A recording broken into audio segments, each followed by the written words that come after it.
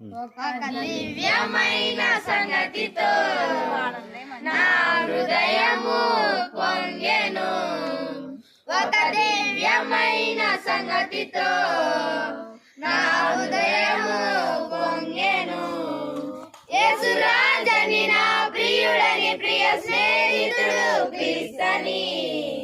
యేసు దివ్యమైన సంగతితో నా హృదయము